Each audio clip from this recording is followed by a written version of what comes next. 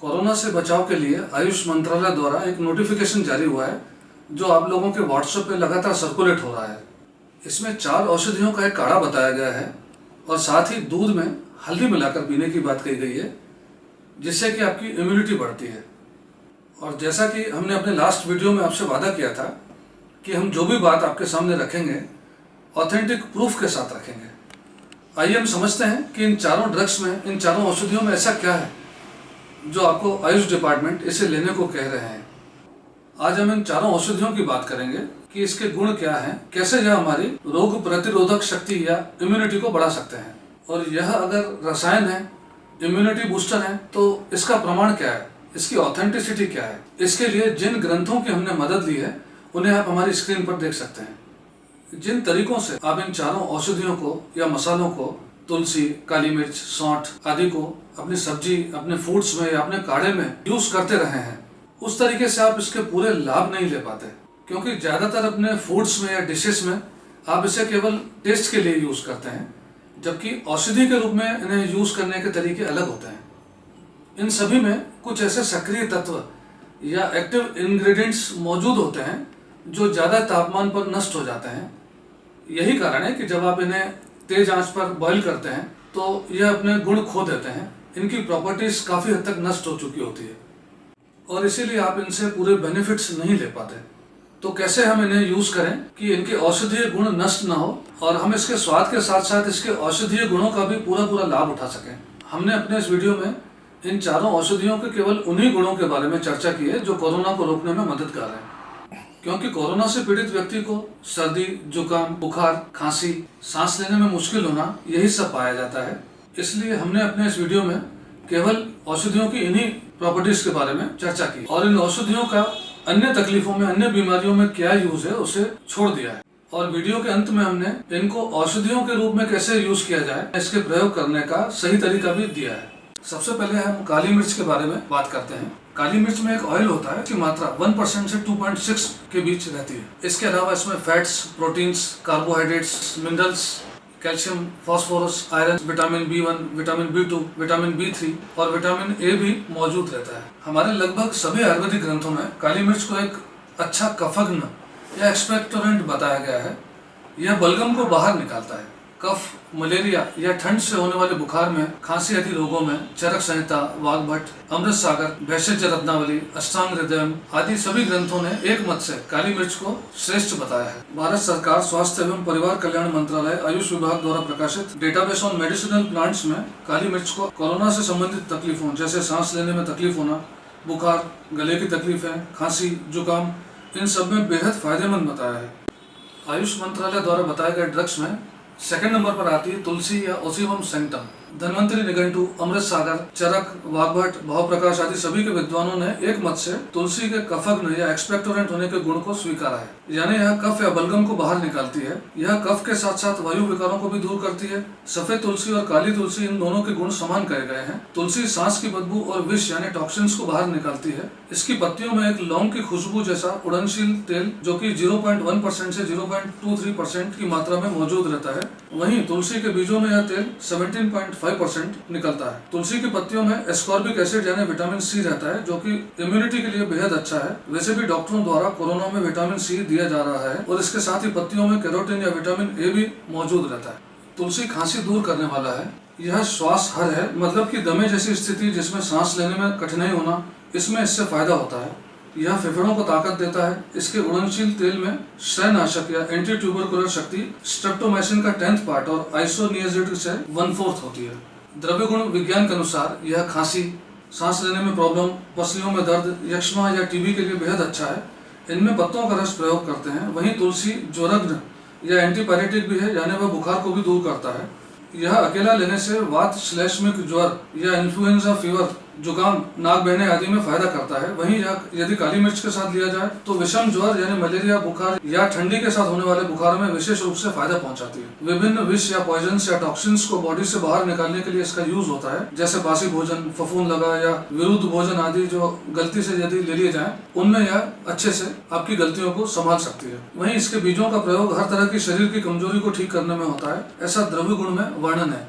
वहीं आयुष विभाग द्वारा प्रकाशित आयुर्वेद के ग्रंथ कहते हैं कि तुलसी न केवल बुखार, बलगम, दमा, सांस की तकलीफ को ठीक करती है, बल्कि ऐसे बुखार जो पशुओं के संक्रमण यानी एनिमल्स इन्फेक्शंस द्वारा मिले हों उनमें भी फायदा करती है, और उल्टी आना, हिचकी आना और गैस्ट्रोपैथी यानी पेट की खराबियां, ब्रोंकाइटिस यानी ट्रेकिया या फेफड़ों में जाने वाली श्वास नली की सूजन, कैटारल फीवर या सर्दी के कारण होने वाले बुखार या अन्य किसी भी वजह से रेस्पिरेटरी सिस्टम या श्वसन संबंधी अंगों, फेफड़ों आदि की सूजन में इसे दिया जाता है। गीली अदरक को ही जब हम सुखा लेते हैं तो उसे सौंठ कहा जाता है। दोनों के ही गुण या प्रॉपर्टीज एक जैसे रहते हैं। सौंठ में protein, fats, carbohydrates, minerals, calcium, phosphorus, iron, iodine, chlorine मौजूद रहते हैं। सौंठ में विटामिन ए, विटामिन बी और विटामिन सी भी होते हैं। सौंठ एक अच्छी डाइजेस्टिव औषधि है। गले के रोग, सूजन, उल्टी, पेट रोग, भूख की कमी, इन सभी में अदरक का रस या सौंठ का फांट दिया जाता है। यह एनीमिक कंडीशन यानी खून की कमी दूर करती है। अब आयुष डिपार्टमेंट सौंठ के विषय में क्या लिखते हैं इस बारे में बात करते हैं। सौंठ लेक्सेटिव है।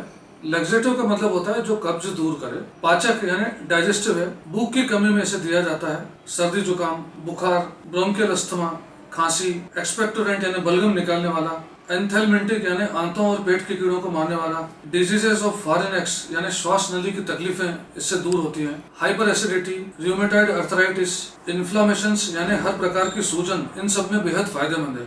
अब हम बात करते हैं दालचीनी की। दालचीनी में जो पदार्थ पाए जाते हैं वे यह है। भाव प्रकाश अनेकों निघंटुओं व विद्वानों के मत से दालचीनी गले की शुद्धि यानी गले को साफ करने वाली, कफ, खांसी, नजला, पीनस यानी बलगम, अंदर गिरना या बाहर गिरना, इनको दूर करती है। बृहन निघंटु रत्नाकर के अनुसार यह बल देने वाली, भाव प्रकाश के अनुसार आंतरिक ज्वर या टाइफाइड में प्रतिदूषक या एंटी इन्फ्लामेटरी के रूप में इसका तेल दिया जाता है।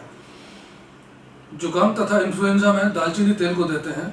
वायरस के कारण होने वाले ऐसे बुखार जिनमें रेस्पिरेटरी ट्रैक की सूजन, बुखार, दर्द होता है, उन्हें इन्फ्लुएंजा कहते हैं। भाव प्रकाश का तो यहाँ तक कहना है कि दालचीनी का बड़ी मात्रा में उपयोग कैंसर में भी किया जाता है। द्रव्य गुण विज्ञान के अनुसार दालचीनी में सिनेमिक एसिड यक्ष्मा नाशक यानी एंटी ट्यूबरकुलर माना जाता है, इसीलिए इसका प्रयोग टीबी में भी फायदा देता है। वहीं धन्वंतरी निघंटु ने इसे खांसी, जुकाम, गले के रोगों में बहुत लाभदायक माना है, और राज निघंटुकार ने इसे रक्त में श्वेताणु वर्धक यानी व्हाइट ब्लड सेल्स इंक्रीजर कहा है। आपकी जानकारी के लिए बताना आवश्यक है कि किसी भी बीमारी से लड़ने में इन्हीं व्हाइट ब्लड सेल्स की ही भूमिका रहती है। इस हिसाब से दालचीनी एक अच्छा इम्यूनिटी बूस्टर है।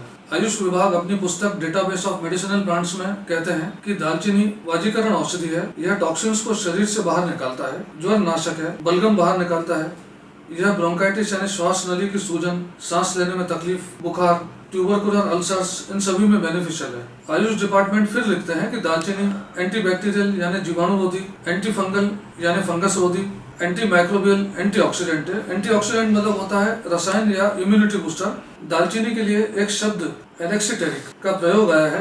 इस वर्ड एलेक्सीटेरिक का मीनिंग यदि हम गूगल सर्च या विकिपीडिया में देखते हैं तो उसमें हमें इसका मतलब क्या मिला है वह जानना आपके लिए बेहद दिलचस्प होगा। एलेक्सीटेरिक का मीनिंग है इन्फेक्शन या संक्रमण से फैलने वाली डिजीजेस, फिर चाहे वे बैक्टीरिया की वजह से होती हो या वायरस की वजह से होती हो। यह बात मैं फिर से रिपीट करूंगा कि बैक्टीरिया और वायरस दोनों से होने वाली डिजीजेस बोली है, और कोरोना की वजह भी एक वायरस है, इसीलिए यह कोरोना के ट्रीटमेंट में बिल्कुल हेल्पफुल रहेगी। तो जो भी औषधि वायरस से और बैक्टीरिया से, इन दोनों ही से होने वाली बीमारियों को रोकने में सक्षम हो, उसे ही एलेक्सीटेरिक ड्रग कहते हैं। इसीलिए दालचीनी को कोरोना में यूज किया जा सकता है। 3 बातें हमें मिलती हैं एलेक्सीटेरिक जो औषधि उसके बारे में गूगल सर्च में। पहली बात तो यह कि जो भी औषधि कॉन्टेजियस मतलब पर्सन टू पर्सन यानी एक व्यक्ति से दूसरे व्यक्तियों में छूने, खांसने या छींकने द्वारा फैलती हो, जैसे फ्लू, कोल्ड एटसेट्रा, और इनको रोकने में सक्षम हो, उसे एलेक्सीटेरिक कहते हैं। दूसरी बात, इन्फेक्शियस डिजीजेस या संक्रामक बीमारियां जो माइक्रोस्कोपिक जर्म्स, बैक्टीरिया या वायरस के कारण ऐसी बीमारियां जो फैलती हैं, इन बीमारियों को भी रोकने में सक्षम हो, उसे एलेक्सीटेरिक कहते हैं। और तीसरी बात, इफेक्ट्स ऑफ पॉइजन मतलब किसी जहर या टॉक्सिन से होने वाले प्रभाव या इफेक्ट को रोकने में भी सक्षम हो, ऐसी औषधि जिसमें ये तीनों प्रभाव हो, ऐसी औषधि को ही एलेक्सीटेरिक कहते हैं। और दालचीनी के लिए इसी शब्द का प्रयोग हमने नहीं बल्कि आयुष डिपार्टमेंट ने किया है। इसीलिए दालचीनी एक बेहतरीन विकल्प के रूप में हमारे किचन में ही सहज ही उपलब्ध है कोरोना की रोकथाम के लिए। अब हम इनके डोजेस के बारे में चर्चा करते हैं। रूटीन में आप इनकी क्वांटिटी अपनी आवश्यकता के अनुसार ले सकते हैं, लेकिन डिजीजेस या प्रॉब्लम्स की स्थिति में इनके डोजेस चेंज हो जाते हैं। लेकिन डिजीज या प्रॉब्लम की स्थिति में इनकी वह क्वांटिटी जो आपको लेनी है उसका हमने चार्ट बता दिया है। उदाहरण के लिए तुलसी को कम से कम 1 ग्राम लेना ही पड़ेगा, नहीं तो एक्सपेक्टेड रिजल्ट्स नहीं मिल सकेंगे। तुलसी की अगर पत्तियां लेते हैं तो कम से कम 1 ग्राम और अधिकतम 3 ग्राम इसे ले सकते हैं। अगर तुलसी के बीज हैं तो भी कम से कम 1 ग्राम और अधिक से अधिक आप इसे 3 ग्राम तक ले सकते हैं। इसी तरह अन्य सभी के बारे में कृपया चार्ट में देखिएगा कि कौन सी औषधि को कितनी क्वांटिटी में लेने पर रिजल्ट्स मिलेंगे।